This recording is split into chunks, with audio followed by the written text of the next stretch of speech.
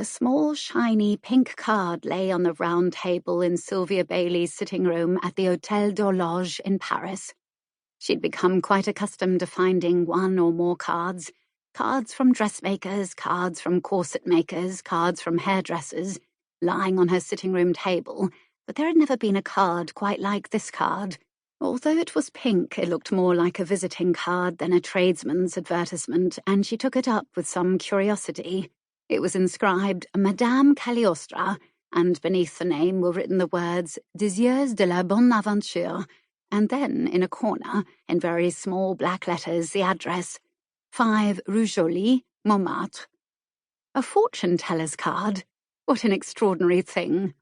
Like many pretty, prosperous, idle women, Sylvia was rather superstitious.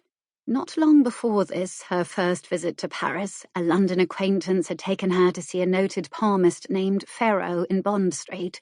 She'd paid her guinea willingly enough, but the result had vaguely disappointed her, and she had had the feeling all the time she was with him that the man was not really reading her hand. True, Pharaoh had told her she was going abroad, and at that time she had no intention of doing so. The palmist had also told her, and this was really rather curious, that she would meet, when abroad, a foreign woman who would have a considerable influence on her life. Well, in this very Hôtel d'Horloge, Mrs. Bailey had come across a Polish lady named Anna Wolsky, who was, like Sylvia herself, a young widow, and the two had taken a great fancy to one another.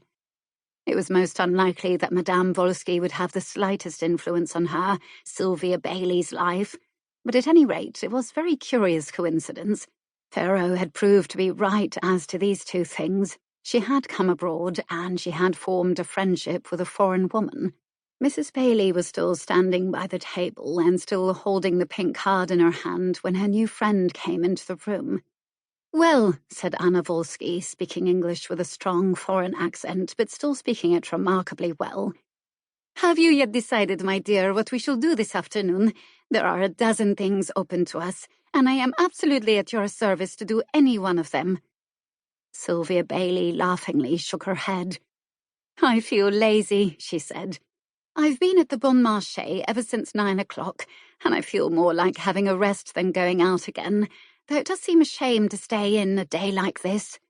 The windows were wide open, the June sun was streaming in, and on the light breeze was borne the murmur of the traffic in the Avenue de l'Opéra, within a few yards of the quiet street where the Hôtel d'Horloge is situated. The other woman, Anna Wolsky, was some years older than Sylvia Bailey, smiled indulgently. "Tiens," she cried suddenly. "What have you got there?" And she took the pink card out of Sylvia's hand. "Madame Cagliostra," she repeated musingly. "Now, where did I hear that name?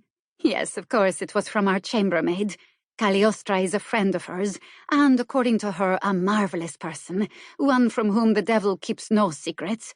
She charges only 5 francs for a consultation, and it appears that all sorts of well-known people go to her, even those whom the Parisians call the gratin, that is, the upper crust from the Champs-Élysées and the Faubourg Saint-Germain."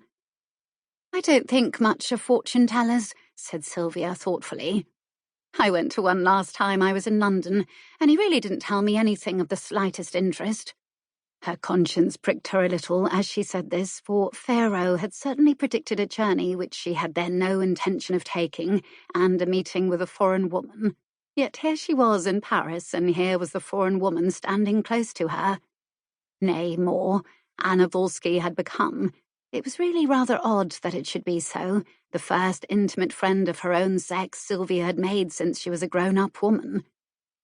"I do believe in fortune-tellers," said Madame Wolsky deliberately, "and that being so, I shall spend my afternoon in going up to Montmartre, to the Rue Jolie, to hear what this Cagliostra has to say.